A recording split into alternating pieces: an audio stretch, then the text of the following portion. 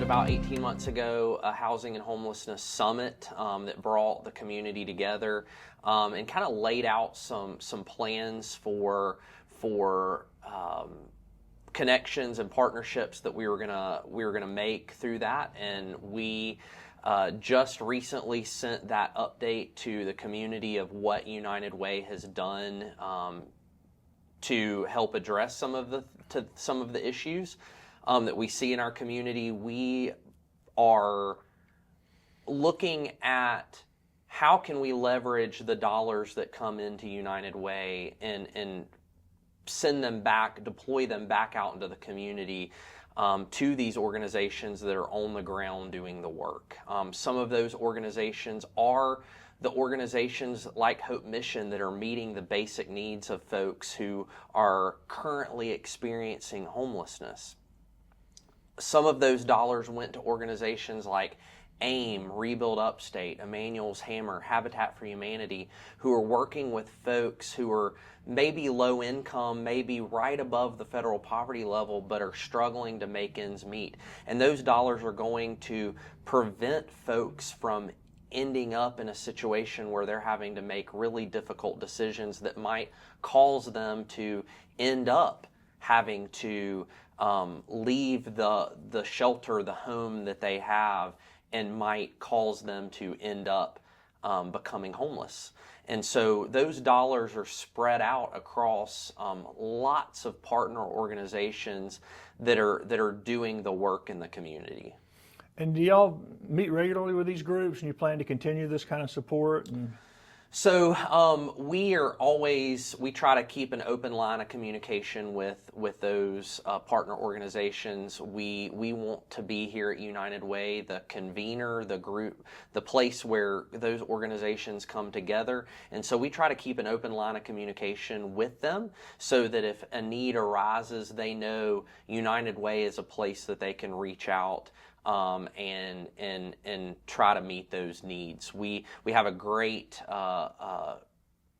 partnership with those organizations where we send out information, they send us information. We try to keep those lines of communication open so that we can best support them. And how does this fit in with the ALICE program y'all are doing? Because there seems to be a tie-in there. Sure. So ALICE is an acronym: Asset Limited, Income Constrained, Employed. Those are those folks who are working.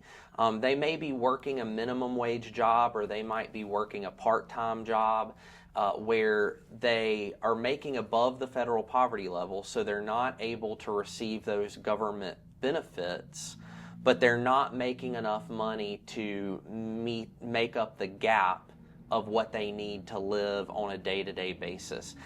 The ALICE model is full of data, and so one of the data points that we see and are focusing heavily on is one of the largest populations of families who are in the ALICE category are the single-headed female households. So those single moms who are not only trying to make money to keep food on the table or the lights on in their home, but they are also having to take care of their families. So they're having to pay child care costs that are, as we know in Anderson County, incredibly high. And so those families are having to make really difficult decisions like, do I forego a full-time job and take a part-time job so that I can take care of my family and not have to pay those high child care costs? Or do I work full-time, forego other necessities so that I can pay those child care costs? And this, back to the partnership, do y'all work with like Women and Children Succeeding and AIM to help plug them into these sort of? Absolutely. We one of the ways that we partner with particularly AIM is one of probably 9 out of the 10 calls that we get here at United Way are phone calls looking for rent and utility assistance. So we have given AIM a pot of money that we said, hey, can you focus on employed individuals who need help with rent and utilities? And so we have a great referral program with all of our partner agencies, where the partner agencies really take care of the case management work, but they can refer clients who may need assistance with rent and utilities to AIM, and AIM will then work with those families to help them. We have had many folks who have called who need help with rent and utilities, and one of the first questions we ask them is, hey, do you have a job?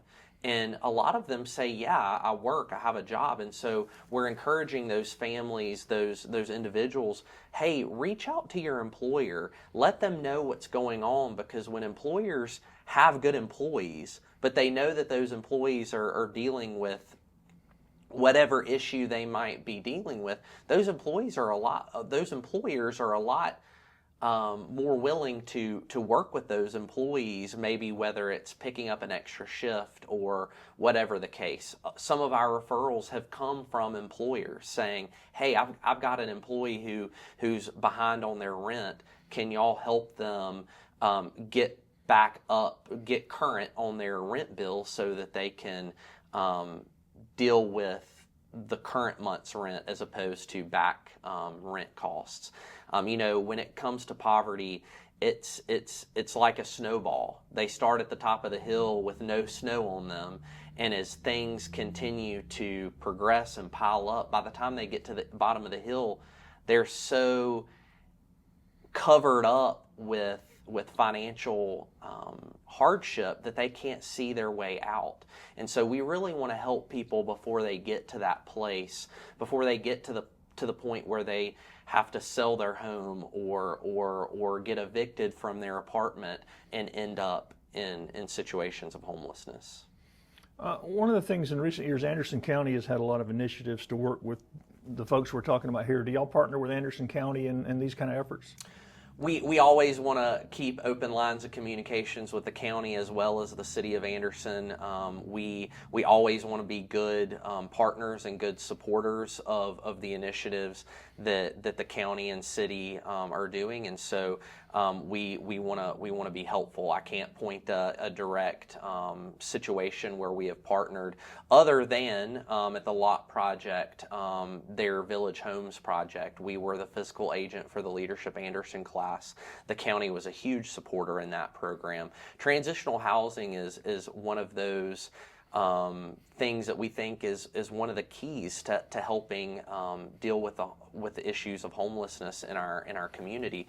We believe that helping those folks who are willing to take a step out of homelessness while still having a safety net around them is incredibly important in helping folks be successful. If we take someone who is homeless and just put them into a housing situation with no safety nets around them, how can we expect them to be successful in that? We need to create that safety net around them. Lot Project's doing a great job through their Village Homes project of doing that. I think that's a really great program that could be replicated around our community. Well, the Hope Village possibility at Riverside Mills, That's right. Yep. with Hope Missions to the Upstate, talking about Yep. doing the same kind of things, have multiple houses. Absolutely. They're ready to do that. I know we talked before we started this about several of the upcoming meetings. So it sounds like, is United Way going to continue to be a partner with all these homeless groups and these homeless meetings and forums and those kind of things? Absolutely. I said it before, United Way wants to be a convener. We want to be a place where groups can come together and have these conversations. And we are going to make every effort to be at every single public event that are bringing groups together from the private, the public, the nonprofit sector to have these important conversations, because at the end of the day, it's going to take us all coming together and working together to deal with the issues surrounding homelessness in our community. It's really easy to stay in our corners of the world and come up with solutions. But if we don't all come together and work out those solutions together, I don't see a successful way forward unless we're all at the same table having conversations together.